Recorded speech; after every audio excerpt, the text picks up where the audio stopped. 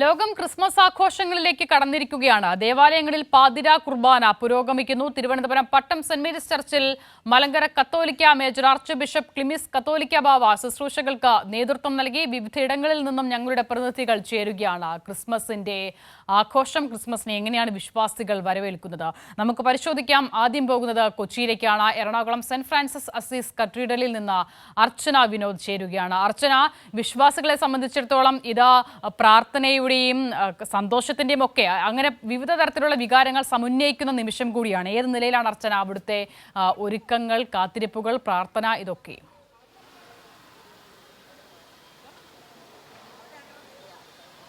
അക്ഷിത സൂചിപ്പിച്ചതുപോലെ സന്തോഷത്തിൻ്റെ ഒരു സന്ദേശം പകർന്നുകൊണ്ടാണ് മലയാളികൾ ക്രിസ്മസ് ആഘോഷിക്കുന്നത്. എറണാകുളത്തും വിപുലമായ ആഘോഷങ്ങളാണ് വിവിധ പള്ളികളിൽ നടക്കുന്നത്. നമ്മളിപ്പോൾ ഉള്ളത് എറണാകുളം സെൻറ്റ് ഫ്രാൻസിസ് അസീസ് കത്തീഡ്രലിലാണ്. ഇവിടെ ആഘോഷങ്ങൾക്ക് ഇപ്പോൾ അല്പസമയത്തിനുള്ളിൽ തുടക്കമാകും. വിശ്വാസികളെല്ലാം തന്നെ പള്ളിക്കകത്തേക്ക് കയറുകയാണ്. വിപുലം, അതായത് വർണ്ണാഭമായ ലൈറ്റുകളും ക്രമീകരിച്ചിട്ടുണ്ട്, അതുപോലെ പുൽക്കൂടുകളെല്ലാം ക്രമീകരിച്ചിട്ടുണ്ട്. അങ്ങനെ വിശ്വാസികളെ വരവേൽക്കാൻ പള്ളികൾ പൂർണ്ണമായും ഒരുങ്ങിക്കഴിഞ്ഞിട്ടുണ്ട്. അതിനൊപ്പം ഇനി പ്രധാനമായും നടക്കാനുള്ളത് 11:30 തുടങ്ങുന്ന പാതിരാ കുർബാനയാണ്. അതിന് മുഖ്യ കാർമ്മികത്വം വഹിക്കുന്നത് വരാപ്പുഴ അതിരൂപത ആർച്ച് ബിഷപ്പായ ജോസഫ് കളത്തിപ്പറമ്പിലാണ്. അദ്ദേഹത്തിൻ്റെ കാർമ്മികത്വത്തിൽ ഈ ശുശ്രൂഷകളും പ്രാർത്ഥനാ ചടങ്ങുകളും നടക്കും. അതിനുശേഷം 12 മണിയോടെ തിരുപ്പിറവി ആഘോഷിക്കും. എന്തായാലും വിശ്വാസികളെ സംബന്ധിച്ച് ഏറ്റവും പ്രധാനപ്പെട്ട ചടങ്ങാണ് നടക്കാൻ പോകുന്നത്. അതുകൊണ്ട് തന്നെ പല ഭാഗങ്ങളിൽ നിന്നും ഈ പള്ളിയിലേക്ക് എത്തുന്നുണ്ട്. എറണാകുളത്തുകാരുടെ കപ്പൽ പള്ളി എന്നാണ് അത് അറിയപ്പെടുന്നത്. കപ്പൽ പോലെയാണ് ഇതിൻ്റെ ആകൃതി, അതുകൊണ്ടാണ് അങ്ങനെ ഒരു പേര് കൂടിയിട്ടിരിക്കുന്നത്.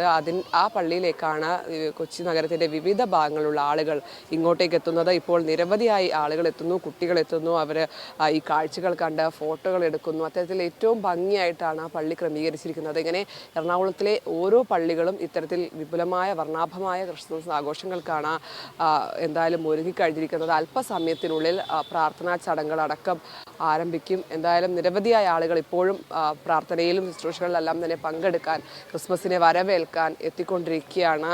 പുറത്തു നിന്നുള്ള, അതായത് വിദേശികളടക്കം ഈ പള്ളിയിലേക്ക് എത്തുന്നുണ്ട് എന്നതാണ് ഏറ്റവും പ്രത്യേകത. അങ്ങനെ എറണാകുളത്തിൻ്റെ ഒരു ഹൃദയഭാഗത്തുള്ള പള്ളി ആയതുകൊണ്ട് തന്നെ നിരവധിയായ ആളുകൾ ഇപ്പോഴും എത്തുകയാണ്. കൃത്യം 11:30 തന്നെ പാതിരാ കുർബാനയുടെ ചടങ്ങുകളും ശുശ്രൂഷകളും ആരംഭിക്കും. എന്തായാലും വിപുലമായ ആഘോഷങ്ങളാണ് എറണാകുളം ജില്ലയിൽ ക്രിസ്മസുമായി ബന്ധപ്പെട്ട് നടക്കുന്നത്. അക്ഷിത. ശരി, അർച്ചന വിനോദാണ് കൊച്ചിയിൽ നിന്നുള്ള വിവരങ്ങൾ നൽകുന്നത്. പാതിരാ കുർബാന 11:30 ആരംഭിക്കുമ്പോൾ അതിൽ പങ്കെടുക്കാൻ നിരവധി വിശ്വാസികളാണ് ഈ പള്ളികളിലേക്കൊക്കെ എത്തിക്കൊണ്ടേയിരിക്കുന്നത്.